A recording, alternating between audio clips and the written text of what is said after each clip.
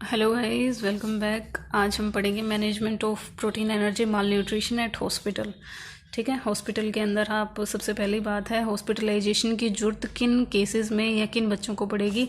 Severe cases हों या बहुत ज़्यादा एडवांस केसेस हों, प्लस इन्फेक्शन भी हो साथ में और कॉम्प्लिकेशन भी हो। ठीक है, तो ऐसे क्या क्या केसेस हो सकते हैं। देखिए, सबसे पहले तो किसी बच्चे का वेट लेस देन 60% अगर उसकी एज के एक्सपेक्टेड वेट के अकॉर्डिंग है। ठीक है, लेस देन अगर 60% वेट है तो उस बच्चे को हॉस्पिटलाइजेशन की जरूरत पड़ेगी। और किसको पड़ेगी? जिसको सीवियर डिहाइड्रेशन की प्रॉब्लम है उसको आपको तुरंत हॉस्पिटल में करवाना है एडमिट। सीवियर डायरिया हो रहा हो किसी को, ठीक है, हाइपोथर्मिया की कंडीशन हो, कोई बेबी शोक के अंदर हो, उसको जॉन्डिस हो, ठीक है, ब्लीडिंग हो रही हो, या फिर परसिस्टेंट लॉस ऑफ एपेटाइट हो, उसको काफ़ी समय से भूख ही नहीं लग रही है। ठीक है, या फिर बेबी की उम्र 1 साल से कम हो और उसके अंदर आपको माल न्यूट्रिशन की कमी देखने को मिल रही है, तो ऐसे बेबीज़ को आपने तुरंत क्या करना है? हॉस्पिटलाइज करवाना है, हॉस्पिटल में लेके जाना है। ठीक है, उसके बाद आप क्या करोगे? सबसे पहले तो आपको यही पता होना चाहिए कि किन केसेस को आप हॉस्पिटलाइज करवाओगे। ठीक है, उसके बाद ही आप मैनेज करोगे ना। तो कैसे कैसे केसेस थे आपके? बेबी जिसका वेट लेस देन 60% था उसकी एज के, ठीक है, सीवियर डिहाइड्रेशन था, डायरिया था, हाइपोथर्मिया, शोक, जॉन्डिस या ब्लीडिंग। ठीक है, ऐसे ऐसे केसेस जिनको आप हॉस्पिटलाइज एडमिट करवाओगे। ठीक है, उसके बाद आपने क्या करना है? कुछ केसेस आपके ऐसे होते हैं सीवियर माल न्यूट्रिशन के जिनके अंदर 20% मोर्टेलिटी ही होती है, यानी डेथ हो जाती है 20% बच्चों की हॉस्पिटल में पहुंचने से पहले ही, या उनके केस बहुत ज़्यादा कॉम्प्लिकेटेड होते हैं कि वो बेबी मर ही जाते हैं। तो कुछ केसेस आपके ऐसे भी हैं। लेकिन आपने इनिशियल ट्रीटमेंट क्या देना है? जो भी बेबी को कॉम्प्लिकेशन हो रही है प्रोटीन एनर्जी माल न्यूट्रिशन प्लस जो इन्फेक्शन था उसकी वजह से जो भी उसको कॉम्प्लिकेशन हो रही है, सबसे पहले आपको उन कॉम्प्लिकेशंस को ट्रीट करना है। या फिर जो आपकी मेटाबॉलिक एबनॉर्मलिटीज़ हो रही हैं, मेटाबॉलिक एबनॉर्मलिटी में आपका एसिडोसिस और एल्कलोसिस आता है। बेबी को एसिडोसिस है या एल्कलोसिस है, उस चीज़ को आपने पहचानना है और उसका तुरंत ट्रीटमेंट शुरू करना है। तो सबसे शुरुआती दौर में आपने कॉम्प्लिकेशंस को ही ट्रीट करना है, या फिर जो इन्फेक्शन है उनको। और आप उनको कैसे करोगे?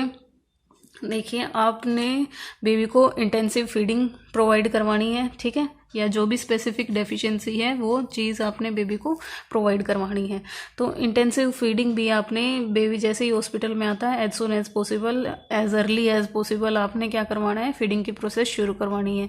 फीडिंग अगर ओरल फीडिंग पॉसिबल नहीं हो रही है उस टाइम पे तो आप नेजोगैस्ट्रिक ट्यूब फीडिंग करवाएंगे। ठीक है, नेजोगैस्ट्रिक ट्यूब फीडिंग, नाक से गैस्ट्रिक स्टमक एरिया तक आपने एक ट्यूब इंसर्ट करनी है और उससे फिर आपने फीडिंग देनी है।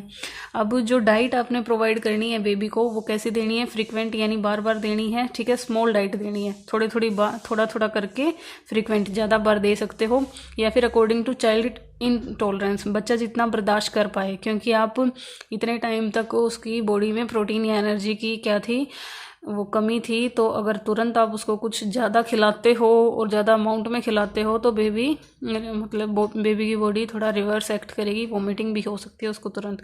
तो जितना बेबी बर्दाश्त कर पाए स्मॉल स्मॉल करके फ्रिक्वेंट डाइट आपने देनी है। ठीक है, शुरुआती दौर में आपको कैसी डाइट बेबी को प्रोवाइड करवानी है? Milk based. ठीक है, मिल्क बेस्ड आइटम ही आपने बेबी को देने हैं। उसके बाद आप सेमी सॉलिड शुरू कर सकते हो। ये मिल्क बेस्ड आइटम है, ये आप एनजी ट्यूब से दे सकते हो। उसके बाद आप एनजी ट्यूब से धीरे धीरे आप ओरल डाइट पे आओगे। ठीक है, ओरल जो डाइट है वो आप सेमी सॉलिड दे सकते हो, दाल होगी, खिचड़ी होगी, दलिया होगा, ऐसी चीज़ें आप ओरली शुरू करवा सकते हो। उसके बाद अगर आपसे क्वेश्चन पूछा जाए कि पीईएम के बच्चे को आप कैसी डाइट प्रोवाइड करोगे, तो हाई प्रोटीन हाई कैलोरी, क्योंकि इन्हीं की डेफिशिएंसी हो रही थी तो आप ऐसी ही डाइट दोगे। डेली जो डाइट है इनिशियल शुरुआत में आपने कितनी प्रोवाइड करवानी है? 80 to 100 किलो कैलोरी पर केजी पर डे। ठीक है, इतनी से आप शुरुआत करोगे इनिशियल दौर में। उसके बाद आप कैसे शुरू करोगे? उसके बाद आप ये जो आपकी डोज है डाइट की वो आप इंक्रीज कर दोगे 150 किलो कैलोरी से लेके पर केजी पर डे। ठीक है, और प्लस इस डाइट के साथ साथ आपने क्या करना है? आपने फ्लूइड, ठीक है, टोटल अमाउंट ऑफ जो फ्लूइड है वो भी आपने प्रोवाइड करना है बेबी को 100 से 125 ml पर केजी पर डे। ठीक है, तो फ्लूइड का आपने ध्यान रखना है और डाइट का आपने ध्यान रखना है। ठीक है, और उसके बाद आप बेबी को इस डाइट के साथ, प्रोटीन और कैलोरी की डाइट के साथ आप फैट भी दे सकते हो ऐड करके सप्लीमेंट के तौर पर, ठीक है। कुछ मिनरल्स हैं जिनकी डेफिशिएंसी हो रही है बॉडी में, तो आप वो मिनरल जैसे सोडियम, पोटेशियम, जो भी कैल्शियम जिसकी भी कमी हो रही है वो दे सकते हो। और आप ये विटामिन्स की जिसकी भी कमी हो रही है वो आप प्रोवाइड करवा सकते हो।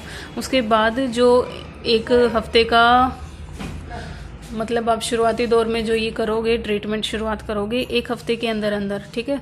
ड्यूरिंग जो इनिशियल मैनेजमेंट है 1 वीक की, उसके अंदर ऐसा हो सकता है कि बेबी क्या हो जाए, उनका जो क्वाशिकोर बेबी है, क्वाशिकोर बेबी के अंदर क्या हो रहा था, अडीमा की वजह से क्या देखने को मिल रहा था आपको, वेट गेन देखने को मिल रहा था, ठीक है। तो फर्स्ट वीक में आपको क्या देखने को मिलेगा कि इस बेबी का जो वेट है वो क्या हो रहा है, लूज हो रहा है। तो आपने घबराना नहीं है, वो एक अच्छा साइन है क्योंकि अडीमा ठीक हो रहा है, तो शायद इसीलिए उसका वेट क्या है, वो लूज हो रहा है, ठीक है, कम हो रहा है।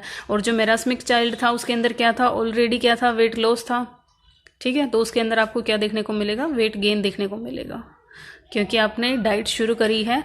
तो वो क्या हो सकता है, अब उसका जो वेट है वो अब बढ़ना शुरू होता है। ये सारी चीज़, ये दोनों चीज़ें पॉजिटिव है अगर आपको देखने को मिलती हैं। अगर ये नहीं भी देखने को मिलती है तो घबराने की बात नहीं है, क्योंकि बॉडी में बहुत ज़्यादा मतलब अभी लॉस हो चुका है, तो ज़रूरी नहीं है कि आपको 1 वीक के अंदर भी असर दिखना शुरू हो जाए, ठीक है। आपने जो ये डाइट है, वाटर है, ये सारी चीज़ें क्या करनी है, कंटिन्यू रखनी है जब तक बेबी के अंदर कोई रिस्पॉन्स नहीं आ जाता है, क्योंकि ये फीडिंग ही है जो क्या करेगी, रिकवर करेगी। जो लॉस हो चुका है ना वेट बेबी का, उसको रिकवर करने में ये डाइट ही आपकी हेल्प करेगी, ठीक है।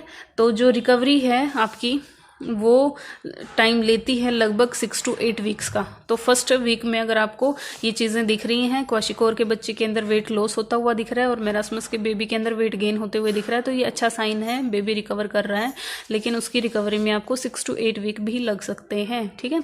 और फिर जब आप बेबी का जो मतलब ग्रोथ है वो आपको देखने को मिल रही है, वेट अच्छे से गेन हो रहा है, तो आपने क्या करना है, डिस्चार्ज प्लान करना है। डिस्चार्ज भी आप कब प्लान करोगे, जब बेबी अपने नॉर्मल वेट के 85 to 90% वेट तक पहुंच जाएगा, ठीक है। नॉर्मल वेट के 85 to 90% तक जब बेबी पहुंच जाता है तब जाके आप डिस्चार्ज की प्लानिंग करोगे। डिस्चार्ज की प्लानिंग में आप और क्या करोगे, पहले आप बेबी को इमोशनल फिजिकल स्टिमुलेट करोगे, यानी उसको सपोर्ट दोगे, प्लस आप जो बेबी की मदर है या उसके जो भी घर वाले हैं उनको आप ट्रेनिंग प्रोवाइड करोगे कि घर पे आपने बेबी को कैसे ख्याल रखना है इसका, और कैसे इसकी डाइट को मैनेज करना है, क्या क्या डाइट देनी है, ये सारी आप क्या करेंगे, हेल्थ एजुकेशन प्रोवाइड करेंगे, ठीक है।